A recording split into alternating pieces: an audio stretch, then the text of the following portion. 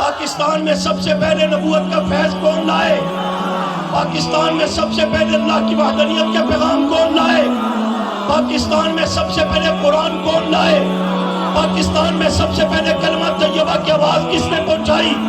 پاکستان میں سب سے پہلے پورے دین اسلام کا پیغام کس نے پہنچایا؟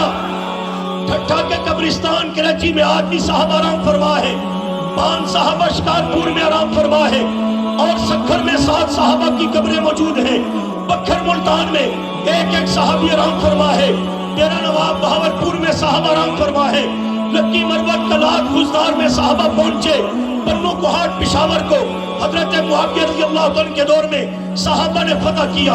پشاور صاحب بابا پجنگی روڈ جہاں پر آج بھی تبلیغی جماعت کا مرکز ہے، اسے کراس کر کے آگے ایک قصبہ ہے، وہاں پہنچیں گے حضرت سنان بن مسلمہ رضی اللہ عنہ سمیت نبی کریم صلی اللہ علیہ وسلم کے 50 صحابہ آرام فرما ہے۔ قرآن بتانا چاہتا ہے جو ایمان صحابہ کے دلوں پر رقص کیا گیا، ان صحابہ کو آگ کے انگاروں پہ جلایا گیا، ان کو تیر کے کڑاہوں میں راکھ کیا گیا، ان کو آروں کے ساتھ چیرا گیا، کیڑا تلوار کے ساتھ چھلنی کیا گیا، لیکن من المؤمنین رجال صدقوا ما عاهدوا الله علیہ فمنهم من قضى نحبه ومنهم من ينتظر، جو حضور کے ہاتھ پر بیعت کر کے انہوں نے کلمہ پڑھ کے عہد و پیمان کیا تھا، یہ کٹ تو گئے، یہ جل تو گئے، یہ راکھ تو ہو گئے، انہوں نے جسم کے ٹکڑے تو کروا دیے، لیکن جو ایمان ان کے باہر موجود تھا وہ ان کے دلوں کے اندر بھی موجود رہا۔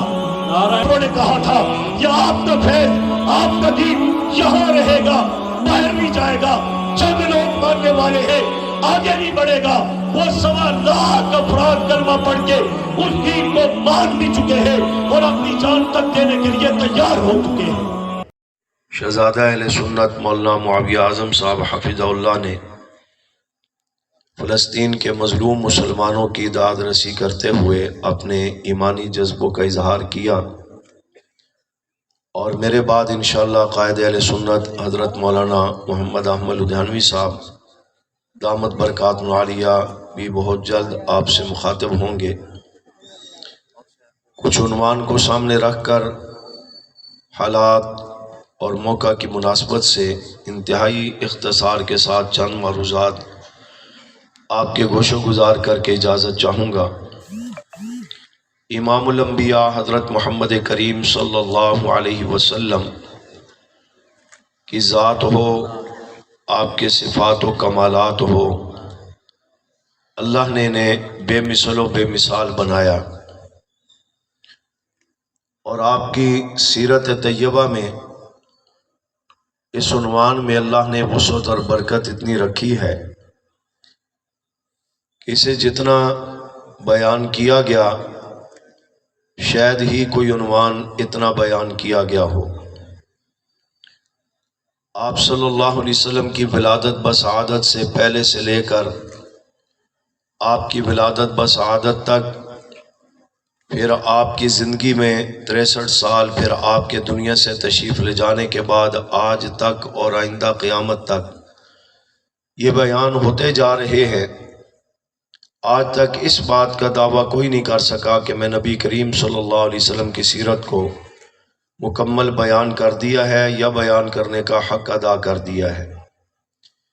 جو بھی اس میدان میں قدم رکھتا ہے اپنا علم، اپنے جذبات، اپنی محبت، عقیدت کے الفاظ، کلمات، پورے توانائی اس پر صرف کر کے آخر میں عاجزانہ بات کرتے ہوئے سب یہی کہتے ہوئے نظر آتے ہیں کہ لا یمکن ثناء کما کان حقہ بعد از خدا بزرگ توئی قصہ مختصر۔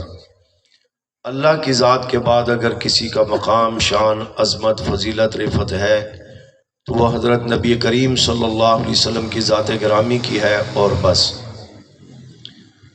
تو میں کہا کرتا ہوں کہ پھر ہم یہ جب حق نہیں ادا کر سکتے تو ہم اس عنوان کو بیان کیوں کرتے ہیں؟ اس لیے کہ آپ کی سیرت کو بیان کرنا سعادت بھی ہے، عبادت بھی ہے، اور اس ذہن سے بیان کرتے ہیں کہ آپ کے مداحوں میں ہمارا نام بھی لکھا جائے جو انشاءاللہ کل نجات کا سبب بنے گا۔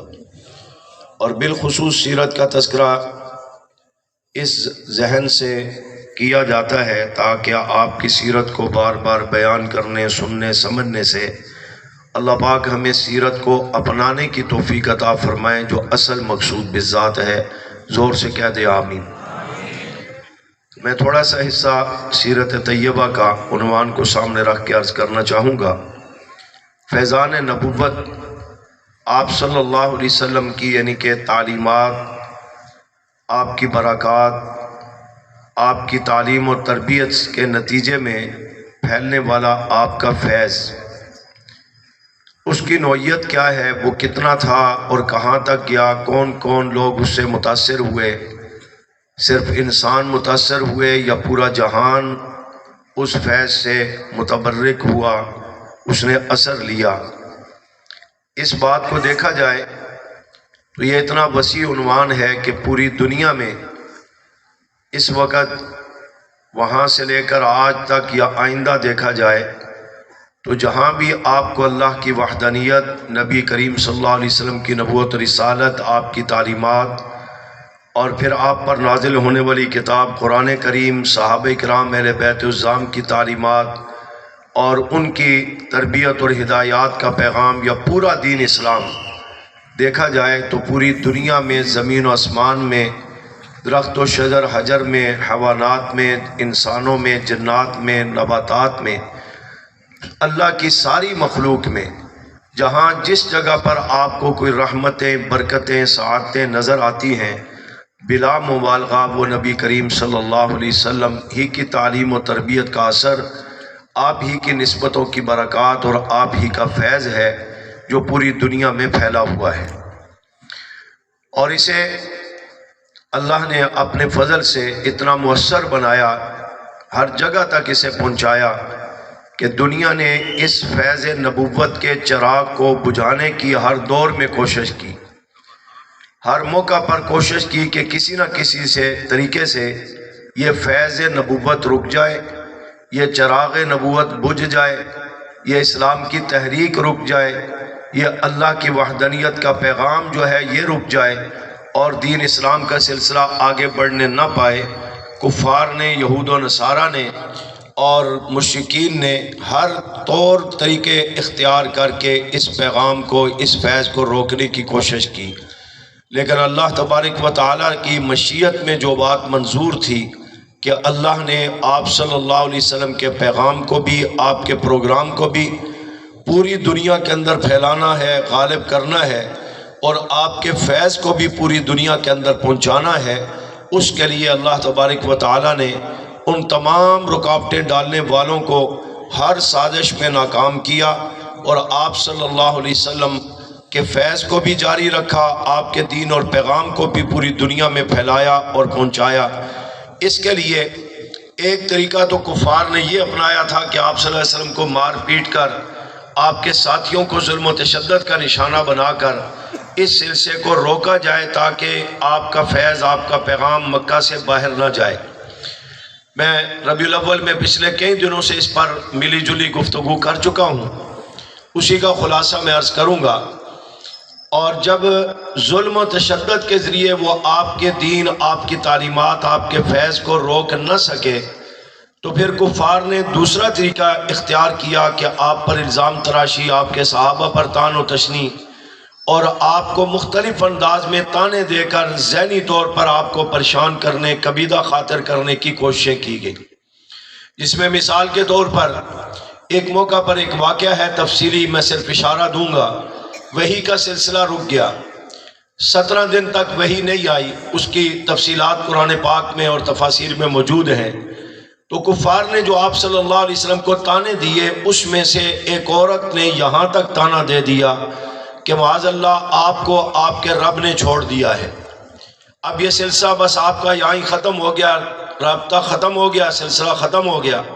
اللہ نے اس پر سورۃ والضحیٰ نازل فرما کر اپنے محبوب صلی اللہ علیہ وسلم کی حوصلہ افزائی بھی فرمائی اور آپ کے دشمن کی بات کا رد کرتے ہوئے بتا دیا، ما ودعک ربک وما قلی، کہ میرے محبوب ان کو بتا دو میں نے آپ کو اتنا منفرد، بے مثل و بے مثال بنا کر اس لیے نہیں بنایا تھا کہ آپ سے میں تعلق توڑ دوں اور سلسلہ میں چھوڑ دوں، نہ میں نے تعلق توڑا ہے نہ آپ سے نسبت کو چھوڑا ہے، یہ دشمن کی افواہ ہے، اس سے آپ پریشان نہ ہوں۔ پوری صورت پھر آپ کے اوصاف و کمالات پر مشتمل ہے۔ اسی انداز میں ولید بن مغیرہ نامی ایک بدبخت گستاخوں میں سے سب سے بڑا گستاخ تھا، جو نبی کریم صلی اللہ علیہ وسلم کو بہت زیادہ گستاخیوں کا نشانہ بنا کر کے آپ کو ذہنی اذیت دیا کرتا تھا۔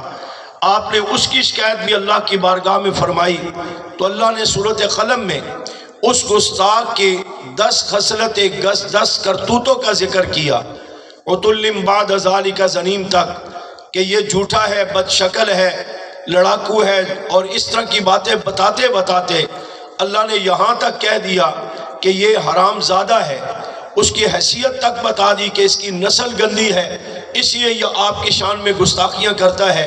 آپ اس سے پریشان اور کبیدہ خاطر نہ ہوں، آپ کا سلسلہ چل رہا ہے، یہ فیض پوری دنیا میں جائے گا، یہ دیکھتے رہ جائیں گے۔ فَسَتُبْصِرُ وَيُبْصِرُونَ، یہ وقت بتائے گا کہ جو یہ کہتے ہیں وہ ٹھیک ہے، یا جو میں رب نے اعلان کیا ہوا ہے اس کی حقیقت کیا ہے۔ اسی طرح چلتے ہوئے ایک موقع پر کفار نے یہ طعنہ بھی نبی کریم صلی اللہ علیہ وسلم کو دیا کہ یہ جو صحابہ آپ کے گرد ہیں یہ مشکل وقت آنے پر ساتھ چھوڑ دیں گے، یہ آپ کا دین، آپ کا فیض اس مکہ سے باہر نہیں جائے گا۔ اس پر بھی آپ پریشان ہوئے، اللہ پاک نے اس کا رد بھی فرمایا۔ پھر ایک موقع پر یہاں تک بھی کافروں نے کہہ دیا کہ آپ کا نام تک دنیا میں معاذ اللہ مٹ جائے گا، کوئی آپ کا نام تک لینے والا نہیں ہوگا۔ اس کے لیے بھی اللہ نے سورۃ انشراح کو نازل فرما کر وَرَفَعْنَا لَكَ ذِكْرَكَ میں اس بات کا بھی جواب دیا۔ اب اس ساری صورتحال کا خلاصہ یہ ہے کہ نبی کریم صلی اللہ علیہ وسلم کی تعلیمات ہوں، آپ پر نازل کردہ دین اسلام قرآن کریم ہو، اسے اللہ نے پوری دنیا میں پھیلانے کے لیے، غالب کرنے کے لیے آپ کی ڈپٹی لگائی تھی۔ اِنَّا سَنُلْقِي عَلَيْكَ قَوْلًا ثَقِيلًا، میرے محبوب آپ کے کندھوں پر ہم بہت بڑی ذمہ داری رکھ رہے ہیں۔ باقی نبیوں کی نبوت اور رسالت وہ بھی بڑی ذمہ داری تھی، لیکن وہ صوبوں، قوموں، علاقوں تک محدود تھا سلسلہ۔ آپ کی ذمہ داری یہ ہے کہ ایک تو انی رسول اللہ علیکم جمیعا، آپ سب کے لیے نبی اور رسول بنا کر کے بھیجے گئے ہیں، اور ساتھ ذمہ داری یہ ہے کہ لیظہرہ علی الدین کلی، آپ نے اس دین کو صرف مکہ مکرمہ، مدینہ طیبہ یا حجاز مقدس تک پھیلانا اور غالب کرنا نہیں ہے، اس کے فیض کو پوری دنیا میں آپ نے پہنچانا بھی ہے، غالب بھی کرنا ہے۔ دشمن لاکھ پروپیگنڈے کرے، رکاوٹیں پیدا کرے، ظلم و ستم کا آپ کو نشانہ بنائے، آپ کو ذہنی اذیتیں پہنچائے، آپ کو پریشان کرے، ان کی باتوں میں آنے کی ضرورت نہیں ہے۔ آپ اپنی محنت کو جاری رکھیں۔ واللہ یعصمک من الناس، لوگوں کی ملامت اور ان کے رکاوٹوں سے پریشان ہونے کی ضرورت نہیں، میں رب آپ کی حفاظت بھی کروں گا، مدد و نصرت بھی کروں گا۔ آپ اپنی محنت کو جاری رکھیں گے تو میرے فضل سے اللہ فرماتے ہیں یہ دشمن دیکھتا رہے گا، آپ کا دین بھی، آپ کا فیض بھی پوری دنیا میں پھیل بھی جائے گا، غالب بھی ہو کر کے رہے گا۔ چنانچہ آپ نے اپنی محنت کو جاری رکھا۔ اس بات کو اگر اس اعتبار سے دیکھا جائے، وہ جو کہا گیا تھا کہ یہ آپ کے ساتھ چند صحابہ ہیں، یہ مشکل وقت میں ساتھ چھوڑ جائیں گے، آپ ان کے گھمنڈ پر ہمیں، ہمارے عقائد و نظریات کا رد کر کے ہمیں آنکھیں مت دکھائیں۔ اللہ نے مدد فرمائی، اگرچہ 13 سال مکہ میں نبی علیہ السلام اور صحابہ نے مار کھائی ہے، 116 یا 17 افراد کلمہ پڑھ کے مسلمان ہوئے، سلسلہ مزید زیادہ نہیں بڑھ سکا، لیکن دشمن نے تو بات کہی تھی کہ مکہ سے بات باہر نہیں جائے گی، یہ فیض نبوت یہاں رک جائے گا، یہ ختم نبوت کا پیغام ادھر رک جائے گا، یہ دین اسلام کی تحریک یہاں ختم ہو کر کے رہ جائے گی۔ اسے اگر آپ اس اعتبار سے دیکھنا چاہیں گے تو ہجرت کے وقت 116-17 افراد آپ پر ایمان لانے والے، آپ کے فیض نبوت سے متاثر ہو کر کلمہ پڑھ کے آپ کا جانثار بننے والے صحابہ موجود ہیں۔ اور جب ہجرت کر کے مدینہ طیبہ پہنچے، تھوڑے ہی عرصے کے بعد جب نبی کریم صلی اللہ علیہ وسلم بدر کے میدان میں آئے تو 313 کلمہ پڑھنے والے آپ کے ساتھ موجود تھے۔ آپ کے فیض نبوت کا سلسلہ اور آگے بڑھتا ہے۔ جب آپ کچھ عرصے کے بعد احد کے میدان میں پہنچے تو 750 صحابہ آپ کے کلمہ کلمہ پڑھنے والے آپ کے ساتھ موجود تھے. مزید تھوڑا عرصہ آگے چلیے، 8 سال کے بعد دوبارہ نبی کریم صلی اللہ علیہ وسلم فاتح بن کر کے مکہ میں داخل ہوتے ہیں تو 10,000 صحابہ کی تعداد کلمہ پڑھنے والے آپ کے ساتھ تھی. حنین میں پہنچتے ہیں، 12,000 صحابہ آپ کے ساتھ ہیں. چلتے چلتے جب نبی کریم صلی اللہ علیہ وسلم حجۃ الوداع کے موقع پر پہنچے، 1,24,000 یا 1,44,000 صحابہ اکرام آپ کے فیض نبوت سے متاثر ہو کر کلمہ پڑھ کے مسلمان بن کر کے آپ کے جانثار، آپ کے غلام بن گئے. وہ جو مکہ کے کافروں نے کہا تھا یہ آپ کا فیض، آپ کا دین یہاں رہے گا، باہر نہیں جائے گا، چند لوگ ماننے والے ہیں، آگے نہیں بڑھے گا، وہ 1,25,000 افراد کلمہ پڑھ کے اس دین کو مان بھی چکے ہیں اور اپنی جان تک دینے کے لیے تیار ہو چکے ہیں. خطے کے اعتبار سے دیکھا جائے تو حضرت نبی کریم صلی اللہ علیہ وسلم کے دور میں 13 سال اور 10 سال کی محنت، 23 سالہ محنت کے نتیجے میں آپ کے دور میں 9 لاکھ مربع میل زمین پر اسلام کا غلبہ ہو چکا تھا. اور پھر آپ نے جو صحابہ کی جماعت تربیت دے کر تیار فرمائی تھی، اس جماعت نے آپ کے بعد جو محنت کی، حضرت صدیق اکبر رضی اللہ تعالیٰ کے دور میں 11 لاکھ، حضرت عمر کے دور میں 22 لاکھ، حضرت عثمان کے دور میں 44 لاکھ مربع میل زمین تک اسلام بھی پھیل چکا، اللہ کی وحدانیت کا پیغام بھی پھیلا، ختم نبوت کا پیغام بھی پھیلا، فیضان نبوت بھی پھیلا بھی ہے، غالب بھی آ کر کے رہا. اب کافر سر جوڑ کر کے بیٹھ کے، ہم نے تو کہا تھا مکہ سے بات باہر نہیں جائے گی، کوئی ماننے والا نہیں ہوگا، نام و نشان ختم ہو جائے گا، معاملات رک جائیں گے، تم جتنا زور لگاتے ہو لگا لو. یہ صرف افراد میں ہی نہیں پھیلا، پیغمبر کا فیض جو ہے، فیضان نبوت جو ہے وہ 44 لاکھ مربع میل زمین میں پھیل چکا ہے، نظام مصطفیٰ کی صورت میں، اللہ کے پیغام کی صورت میں، اور غالب آ چکا ہے اسلام کی صورت میں. چنانچہ سازشیں کی، حضرت علی رضی اللہ تعالیٰ عنہ، حضرت معاویہ رضی اللہ تعالیٰ عنہ کو مد مقابل لایا گیا، حضرت علی رضی اللہ تعالیٰ عنہ، حضرت عائشہ رضی اللہ تعالیٰ عنہ کو مد مقابل لایا گیا. انتشار ہوا، اختلاف ہوا، نقصان ہوا، لیکن وہ صحابہ تھے. وہ کون تھے؟ بولے وہ کون تھے؟ وہ صحابہ تھے. ایمان مضبوط تھا، نیتیں صاف تھی، تقوی کے پہاڑ تھے، انانیت ان میں نہیں تھی، مفادات ان میں نہیں تھے، منافقت ان میں نہیں تھی، مال و دولت کی لالچ ان میں نہیں تھی، سیاست و تجارت کی لالچ ان میں نہیں تھی، ذاتی مفادات نہیں تھے، قومی تعصب ختم کیا جا چکا تھا. ان کی تربیت نبی کریم صلی اللہ علیہ وسلم کی صحبت میں بٹھا کر وَيُزَكِّيهِمْ سے تزکیہ نفس کر کے اللہ نے ان کو اتنے ایمان کامل کے مقام پر پہنچایا تھا کہ رب تعالیٰ فرماتے ہیں وَلَٰكِنَّ اللَّهَ حَبَّبَ إِلَيْكُمُ الْإِيمَانَ وَزَيَّنَهُ فِي قُلُوبِكُمْ.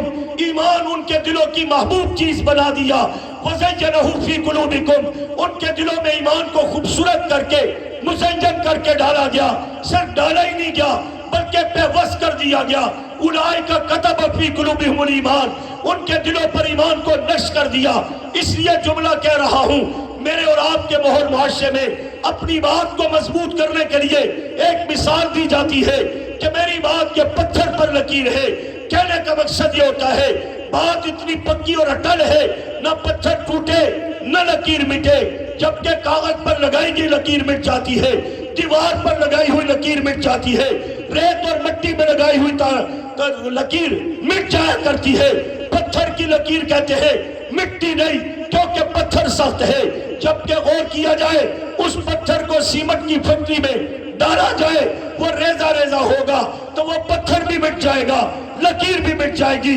لیکن قرآن بتانا چاہتا ہے جو ایمان صحابہ کے دلوں پر نقش کیا گیا، ان صحابہ کو آگ کے انگاروں پہ جلایا گیا، ان کو تیل کے کڑاہوں میں راکھ کیا گیا، ان کو آروں کے ساتھ چیرا گیا، تیر و تلوار کے ساتھ چھلنی کیا گیا. لیکن من المؤمنین رجال صدقوا ما عهد اللہ علیہ فمنہم من قضى نحبہ ومنہم من ينتظر.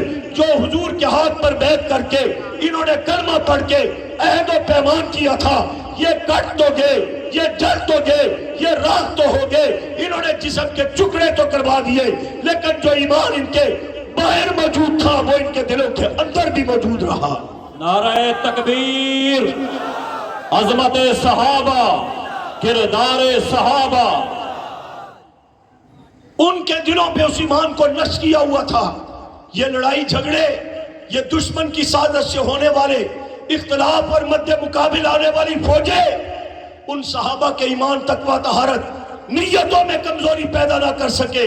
چنانچہ اتنی بڑی سازش کو نبی کریم صلی اللہ علیہ وسلم کے نواسے حضرت حسن ابن علی رضی اللہ تعالیٰ نے حضور کی پیشن گوئی کی تکمیل کرتے ہوئے اس انداز میں لیا کہ میرے آقا نے فرمایا تھا ان ابنی سید لعل اللہ یصلح بہ بین الفئتین عظیمتین من المسلمین، میرا یہ بیٹا سردار ہے، میرا نواسہ سردار ہے، یہ مسلمانوں کی دو عظیم جماعتوں کے درمیان صلح کا سبب بنے گا۔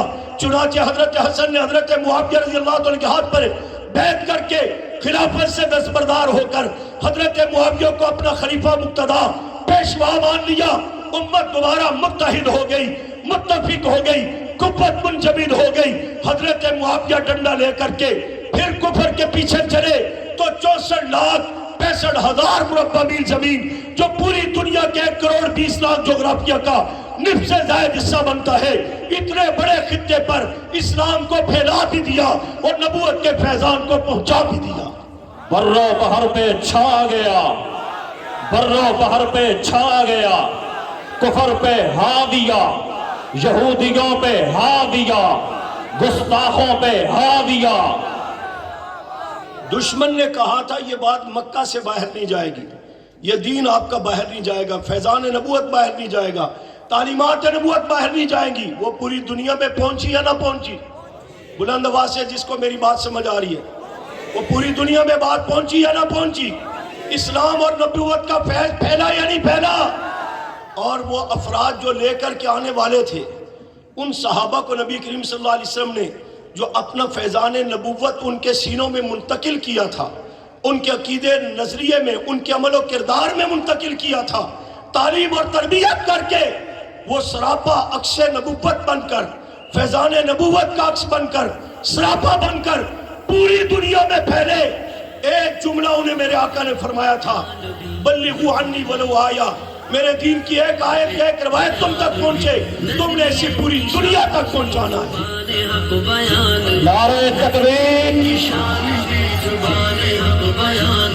مشن کا پہرےدار لدھیانوی، وفا کا علمدار لدھیانوی، مشن کا پہرےدار لدھیانوی، وفا کا علمدار لدھیانوی، اسیروں کی پکار لدھیانوی، شہیدوں کا وقار لدھیانوی، اسیروں کی پکار لدھیانوی، شہیدوں کا وقار لدھیانوی، عظیمتوں کا راز لدھیانوی، عظیمتوں کا راز لدھیانوی، مزاج حق نواز لدھیانوی، مزاج حق نواز لدھیانوی، رفض سے ہوشیار لدھیانوی، رفض سے ہوشیار لدھیانوی،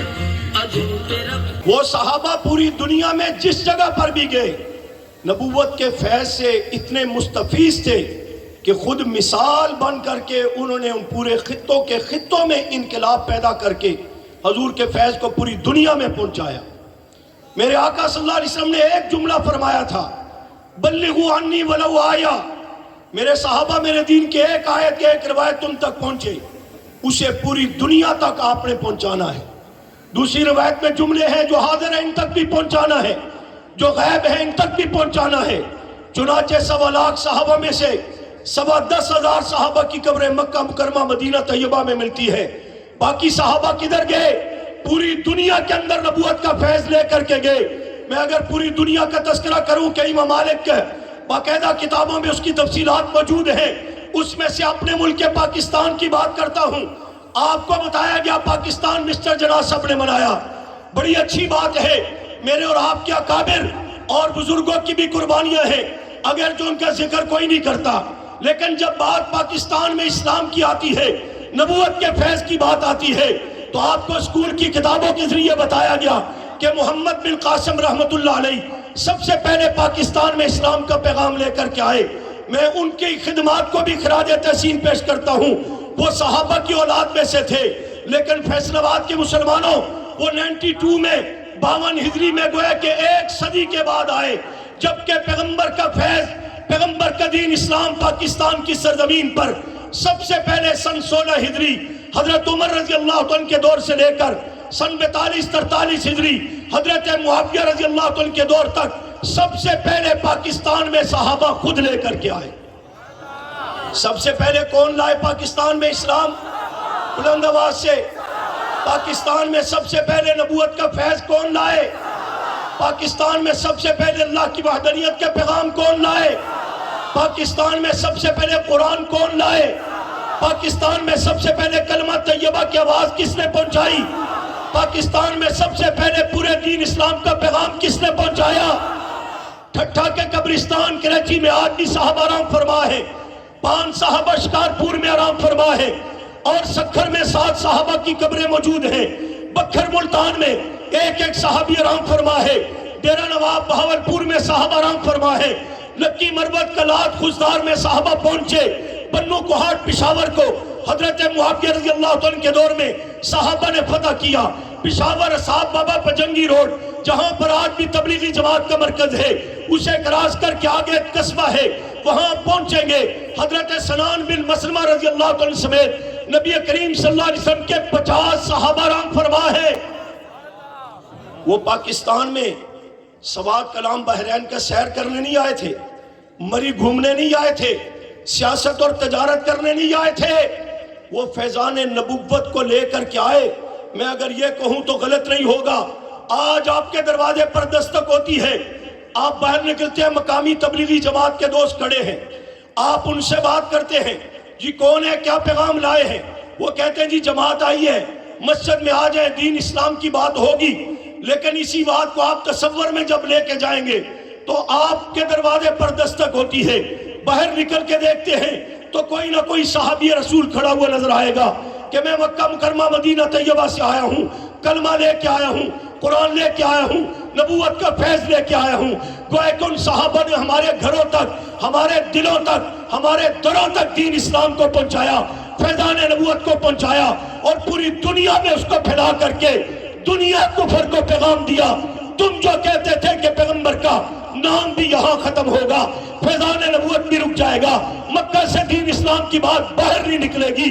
اللہ نے بتا دیا پراپگنڈے کرنے والوں کے تذکرے ختم ہو گئے، اور میرے محبوب کا فیض نبوت بھی پوری دنیا میں عام ہے، میرا دین اسلام بھی پوری دنیا میں عام ہو گیا. اور رہ گئی بات میرے محبوب کے نام کی تو میں رب نے پہلے سے اعلان کر دیا تھا، وَرَفَعْنَا لَكَ ذِكْرَكَ. میرے محبوب جو دشمن کہتا ہے آپ کا نام تک کوئی نہیں لینے والا ہوگا، تذکرے ختم ہو جائیں گے.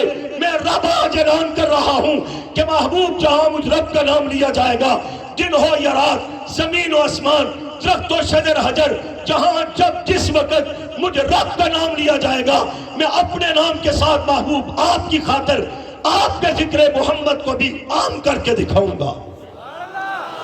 چنانچہ دشمن کا یہ پراپگنڈا بھی دم توڑ گیا.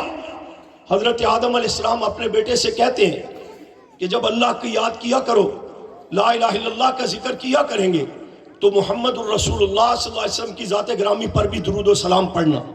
بیٹا کہتے ہیں کیا تعارف ہے ان کا؟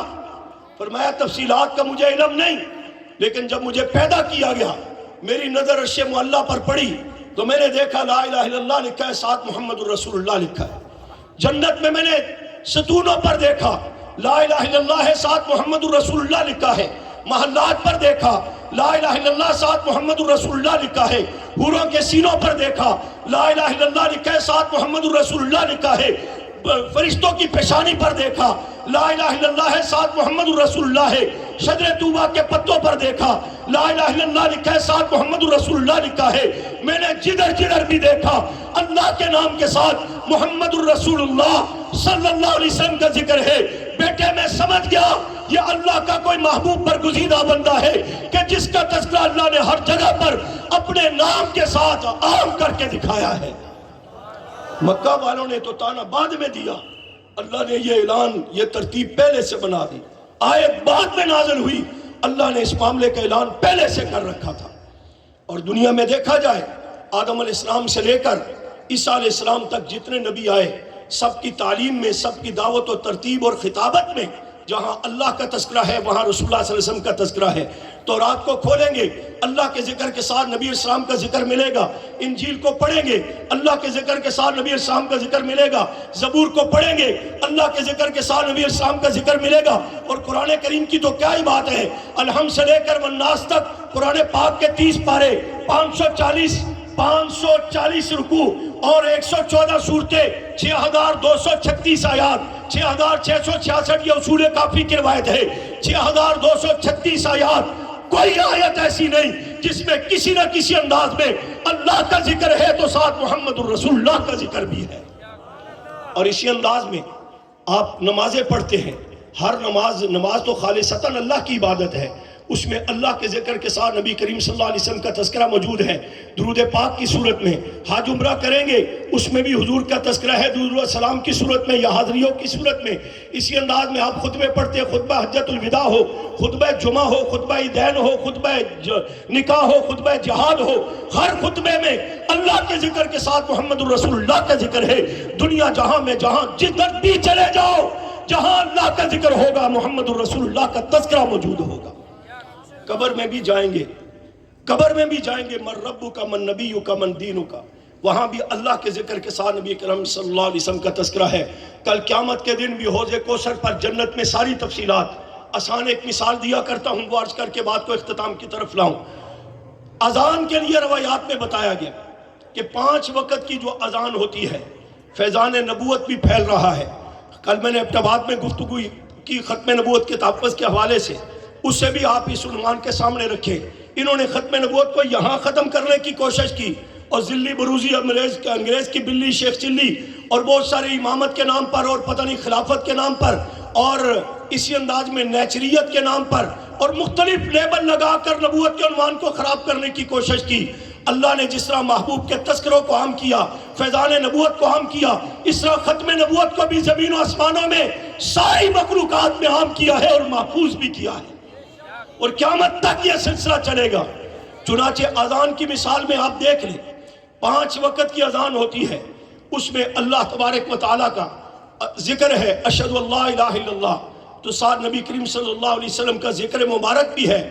جو کافروں نے کہا تھا یہ نام ختم ہو جائے گا، اللہ نے اس نام کو بھی عام کیا، اس کے فیض کو بھی عام کیا۔ چنانچہ اشہد ان محمد الرسول اللہ، اس اذان میں حضور کا تذکرہ بھی ہے۔ آپ کہیں گے 5 وقت اذان ہوتی ہے، ایک اذان میں زیادہ وقت بھی لگے تو 10 منٹ لگتے ہیں، لہذا 5 اذانوں کے 50 منٹ ہو گئے، تہجد والی اذان ملائی جائے تو 1 گھنٹہ، 23 گھنٹے، اس کا مطلب ہے خاموشی ہے، فیض رک گیا، تذکرے ختم ہو گئے۔ نہیں، علماء لکھتے ہیں پوری دنیا میں 24 گھنٹے کے 1440 منٹ بنتے ہیں، ہر منٹ میں دنیا کے کسی نہ کسی خطے پر اذان کی آواز گونج رہی ہوتی ہے۔ اس اذان میں جہاں اللہ کی وحدانیت کے ڈنکے بجتے ہیں، وہاں محمد الرسول اللہ کی ختم نبوت کے ڈنکے بھی بجتے ہیں۔ اور ترتیب سمجھنے کے لیے یوں سمجھ لیں کہ ہر ملک کا وقت مختلف ہوتا ہے۔ اس وقت جو ٹائم فیصل آباد میں ہے، مکہ مکرمہ مدینہ طیبہ میں 2 گھنٹے پیچھے ہوگا۔ آپ عشاء کی نماز پڑھ چکے ہیں، وہ ابھی عشاء کی نماز کی تیاری کر رہے ہوں گے، اس بات کو ذہن میں رکھے، بات جلدی سمجھ آئے گی۔ علماء نے لکھا ہے کہ سب سے پہلے اذان فجر کا آغاز دنیا کے انتہائی مشرقی علاقہ انڈونیشیا کا ملک ہے، اس کے سرت نامی شہر سے اذان فجر کا آغاز ہوتا ہے۔ وہاں سے چلنے والی اذان فجر وقت کی تبدیلی کے ساتھ ساتھ 1.5 گھنٹے کے بعد انڈونیشیا کے دارالحکومت جکارتا تک پہنچتی ہے۔ جب جکارتا کی مسجدوں میں اذان فجر کی صدائیں بلند ہوتی ہیں، پیچھے سلسلہ ختم ہو جاتا ہے، پھر جکارتا سے 1.5 گھنٹے کا سفر طے کر کے مغرب کی جانب اذان فجر سماٹرا نامی شہر تک پہنچتی ہے، وہاں سے 1 گھنٹے کا سلسلہ طے کر کے اذان فجر ملیشیا کے ملک میں پہنچتی ہے، وہاں سے 1.25 گھنٹے کا فاصلہ طے کر کے اذان فجر کا سلسلہ ڈھاکہ اور بنگلہ دیش تک پہنچتا ہے۔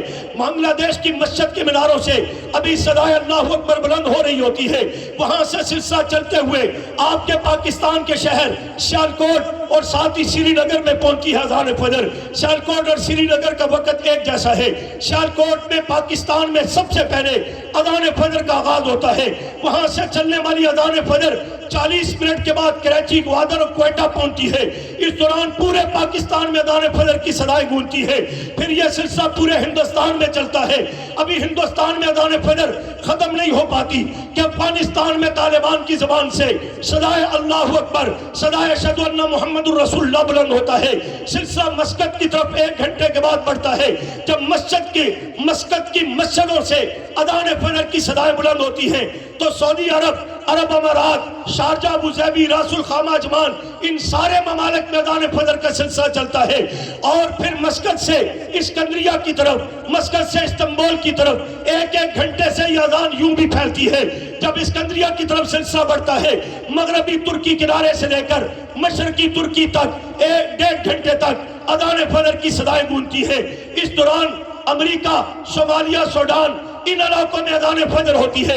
استنبول کی طرف جب سلسلہ بڑھتا ہے، شام، لبنان، دمشق، ان علاقوں میں اذان فجر چلتی ہے۔ باقی ممالک کا بھی تذکرہ ہے۔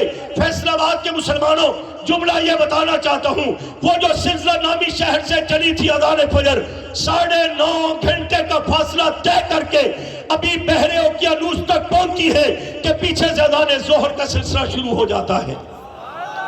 ابھی اذان ظہر پوری دنیا کا چکر مکمل نہیں کر پاتی، پھر عصر، پھر مغرب، پھر عشاء کی اذان بھی پوری دنیا کا چکر مکمل نہیں کر پاتی کہ دوبارہ اذان فجر کا سلسلہ شروع ہو جاتا ہے۔ کہنے کا مطلب یہ کہ 24 گھنٹوں کے 1440 منٹ بنتے ہیں۔ کوئی منٹ ایسا نہیں دنیا کے کسی نہ کسی خطے پر اذان نہ ہو رہی ہو۔ جب اذان ہوتی ہے، ہر لمحہ ہوتی ہے، ہر سیکنڈ میں ہوتی ہے، ہر منٹ میں ہوتی ہے، اس اذان میں اللہ کی وحدانیت کا ڈنکا بھی بجتا ہے، فیضان نبوت کا ڈنکا بھی بجتا ہے۔ اور وہ جو مکہ کے مشرک کافروں نے کہا تھا محبوب آپ کا نام بھی ختم ہو جائے گا، اللہ نے ان کا جواب دے کر بتایا، ظالمہ تمہارے نظریے ختم ہوں گے، تمہاری سوچ میں ختم کر دوں گا، تمہاری فکر ختم کر دوں گا، میں تمہاری نسلیں مٹا کر کے رکھ دوں گا۔ رہی بات میرے محبوب کے فیض کی، تعلیمات کی، نبوت کی، تعلیمات نبوت کی یا نام محمد صلی اللہ علیہ وسلم کی، تو پوری دنیا میں اپنے نام کے ساتھ اس محبوب کے نام کو بلند بھی رکھوں گا، عام بھی رکھوں گا۔ پوری دنیا میں عام ہے یا نہیں ہے؟ کہتے ہیں چاند پر گئے، وہاں بھی وہی اذان سنی جو مسجد نبوی میں ہوتی ہے، جو فیصل آباد کی مسجدوں میں ہوتی ہے۔ ہر جگہ پر یہ فیض عام ہے۔ تفصیلات کا وقت نہیں، نبی کریم صلی اللہ علیہ وسلم کے نام نامی اسم گرامی محمد صلی اللہ علیہ وسلم کے معنی پر غور کیا جائے۔ اس عنوان پر اس ناچیز نے 2 ڈھائی گھنٹے بات کی، اللہ قبول فرمائے۔ بس ایک اشارہ دینا چاہتا ہوں، ان معنوں میں بھی یہ فیض کا معنی ایسا موجود ہے کہ آپ کی چہرہ اقدس کو دیکھ کر اتنی تاثیر ہے کہ علماء نے ایک معنی لکھا کہ محمد صلی اللہ علیہ وسلم کا معنی ہے کہ جس کی بے ساختہ پرداختہ تعریف کی جائے۔ ایک تو ہوتا ہے نا بنا کر کے تعریف کرنا، جملوں کا انتخاب کر کے تعریف کرنا، بے ساختہ پرداختہ تعریف۔ عبداللہ ابن سلام رضی اللہ تعالیٰ عنہ یہودیوں کے عالم تھے، انہیں پتہ لگا نبی آخر زمان مدینہ میں تشریف لا رہے ہیں، ذہن میں ایک سوچ تیار کی، بحث ہوگا، مناظرہ ہوگا، مجادلہ کریں گے، دلائل نبوت مانیں گے، اگر تسلیم ہوگا تو مان لیں گے، چھوڑ دیں گے۔ چونکہ محقق تھے، عالم تھے، لیکن لکھا ہے کہ جب حضور کے نبوت والے چہرے پر نظر پڑی تو بے ساختہ کیا اٹھے، اشہد اللہ الہ الا اللہ و اشہد ان محمد الرسول اللہ۔ یہ چہرہ کسی کذاب جھوٹے کا نہیں ہے، یہ سچے نبی کا چہرہ ہے۔ ایک عورت حضور کے پاس سے گزر رہی ہے، غیر مسلم ہے، معصوم بچہ کندھے سے لگائے، ابھی اس نے بولنا نہیں سیکھا، گزرتے ہوئے اس بچے نے کچھ بولنا شروع کیا۔ ماں بچے کو سامنے کر کے پوچھتی ہے، تو کچھ بول رہا ہے؟ تو کیسے بول رہا ہے؟ وہ اشہد اللہ الہ الا اللہ و اشہد ان محمد الرسول اللہ پڑھ رہا تھا، تو کیسے بول رہا ہے؟ تیری تو عمر بولنے کی نہیں، تو کیسے بولا؟ بچہ کہتا ہے میں بول نہیں رہا ہوں، وہ مجھے بلوا رہا ہے، میں بول نہیں رہا ہوں، وہ مجھے بلوا رہا ہے۔ ماں نے پیچھے مڑ کے دیکھا، نبوت کے وضوحا والے چہرے پر نظر پڑی تو اس کی زبان سے بھی جاری ہو گیا، اشہد اللہ الہ الا اللہ و اشہد ان محمد الرسول اللہ۔ یہ ہے نبوت کا فیض۔ جدھر آپ گئے، آپ کے تربیت یافتہ صحابہ گئے، وہ اپنا پیغام، اپنی تعلیم، اپنا فیض، اپنے اثرات، اپنے برکات پوری دنیا میں چھوڑ کر کے آئے۔ آج بات ابھی فلسطین کی ہو رہی تھی، عنوان لمبا ہے، حضرت بھی بات کریں گے، اس پر جملے کہہ کے بات ختم کرتا ہوں۔ کیا کہیں ہم فلسطین کے مظلوم مسلمانوں کے لیے، سوائے اس کے ہمارے لیے ڈوب مرنے کا مقام ہے، تقریر ہے، احتجاج ہے، مذمت ہے، بیان بازی ہے، جملے بازی ہے، لفاظی ہے، تحریر ہے اور سوشل میڈیا پر پوسٹیں ہیں اور مگر مچ کے آنسو ہے. کیا ہے ہمارے پاس؟ ابھی کچھ زمانہ پہلے کی بات تھی، کچھ زمانہ پہلے کی بات تھی، اس طرح کا ماحول بنتا تھا تو کہیں جا نہیں سکتے تھے تو مسلمان میدان میں تو نکلتے تھے، مذہبی دینی جماعتیں مل کر احتجاج تو کرتی تھی. آج 20-25 دن ہو گئے میری جماعت سمیت باضابطہ کوئی میدان میں نکلا ہو تو بتاؤ اس کا نام. کیوں ہمیں سام سونگ گیا؟ کیا ہمیں بھی کسی نے جکڑ رکھا ہے کہ خبردار ان کی سپورٹ میں بات نہ کرنا؟ ایک جماعت نے اسلام آباد میں مظاہرہ کیا اتوار کو، وہ بھی کافر بے ایمان کو اسٹیج پر بلا کر. اس طرح مجاہدین کا دفاع ہوگا؟ اور جس لعنتی افسر کے ذریعے لاہور میں ڈانس کروایا جا رہا ہے، ابھی اس کی مذمت کی جا رہی تھی، جو ہے کافر اس سے خیر کی کیا توقع؟ اس نے تو مسلمانوں کے خونوں پر نمک پاشی کرنی ہے نا. اور حکمران جنہوں نے 50 ممالک کی فوج کا مغلوبہ بنایا تھا، اس وقت بھی ہم نے کہا تھا یہ کفر کے اشارے پر کفر کے مفادات کے لیے ہے، مسلمانوں کے مفادات کے لیے نہیں ہے. اگر وہ مسلمانوں کے مفادات کے لیے ہوتا، آج کہیں سے تو کوئی فوج نکلتی بیت المقدس کے تحفظ کے لیے، کوئی تو مزائل چلتا، کوئی تو دھمکی دی جاتی، کوئی تو بات کرتا. ایران کے علاوہ 50 ممالک، سارے حکمرانوں کو سام سونگا ہوا ہے، روایتی بیان بازی ہے. اور جماعتوں کے ذمہ دار سیاسی تو ویسے اس معاملے سے لا تعلق ہے نا. ووٹیں لینے کے لیے کل یہ سارے آپ کے پاس آئیں گے. تھوڑی سی غیرت کر کے اگر ہم ان سیاسی لوگوں سے، چاہے اس کا کسی بھی سیاسی جماعت سے تعلق ہو، اس سے یہ پوچھ لو جب فلسطین کے مسلمان ذبح ہو رہے تھے، اللہ کے گھر پر حملہ ہو رہا تھا، بتاؤ تمہاری جماعت نے کیا کردار ادا کیا ہے؟ اگر کوئی ہے تو اس کو ووٹ دو، نہیں ہے تو اس کو کھلے مارو، اس کو بجے مارو لعنتیوں کو. حیا نہیں آتی؟ سارا تعاون مسلمانوں سے لے کر مسلمانوں کے ہی جذبات سے کھیلا جاتا ہے. کیا ہم کہیں فلسطینیوں کے لیے؟ میرے سمیت ہمارے لیے ڈوب مرنے کا مقام ہے، ہم کچھ نہیں کر پا رہے. میں کہنا چاہتا ہوں اگر فلسطین کی بات کرنی ہے، اس کے لیے عمر کا جذبہ پیدا کرنا پڑے گا. اس کے لیے کیا ہونا چاہیے؟ آپ نام نہیں لے سکتے، جذبے کہاں سے لائیں گے؟ شان سیدنا فاروق اعظم، شان سیدنا فاروق اعظم. نعرہ نہیں، مجھے نام چاہیے. بس 2-4 بندوں کو پتا ہے، ان کو نام بھی نہیں پتا. گلی گلی نگر نگر، گلی گلی نگر نگر. صحابہ لشکر کشی کرتے ہوئے بیت المقدس کے قریب پہنچے، علاقے فتح کرتے کرتے. یہودیوں نے کہا، ہم نے اپنی کتابوں میں پڑھا ہے کہ بیت المقدس کا فاتح حضرت عمر نام کا شخص ہوگا، یہ اس کے اوصاف ہوں گے. موجودہ آپ کے خلیفہ اسی نام کے ہیں، لاؤ ہم انہیں دیکھنا چاہتے ہیں. اگر یہ وہی عمر ہیں، لڑائی کی ضرورت نہیں، چابی حوالے کرتے ہیں. پیغام بھیجا گیا. حضرت عمر رضی اللہ تعالیٰ نے کوئی لاؤ لشکر تیار نہیں کیا، کوئی ہٹو بچوں کی صدا نہیں، کوئی روٹ نہیں لگایا، کوئی جناب سکیورٹی کے معاملات پیدا کر کے کوئی گنے شنے، کوئی ڈالے شالے، کوئی آگے لش پش، کچھ بھی نہیں. 22 لاکھ مربع میل زمین کا خلیفہ، پوری دنیا کفر دشمن ہے، مدینہ سے چلتے ہیں ایک گھوڑا ایک غلام ساتھ لے کر کے. اور جب قریب پہنچے، دوران سفر کبھی غلام سوار ہے، آقا چل رہا ہے، کبھی آقا سوار ہے، غلام چل رہا ہے. قریب پہنچے تو صحابہ نے کہا، یہ آپ کا کرتا پرانا ہے، آپ کے لیے نئے کرتا لائے ہیں، دشمن کے سامنے جانا عزت وقار کا مسئلہ ہے، یہ نیا گھوڑا اچھی نسل کا لے لے، پرانا پیچھے کرے. کہا خبردار، ہمیں جو عزت اسلام نے دیا ہمارے لیے وہی کافی ہے. اور جب دشمن کے سامنے پہنچے تو 22 لاکھ مربع میل زمین کا خلیفہ نکیل پڑھ کر کے پیدل چل رہا ہے، غلام اوپر سوار ہے.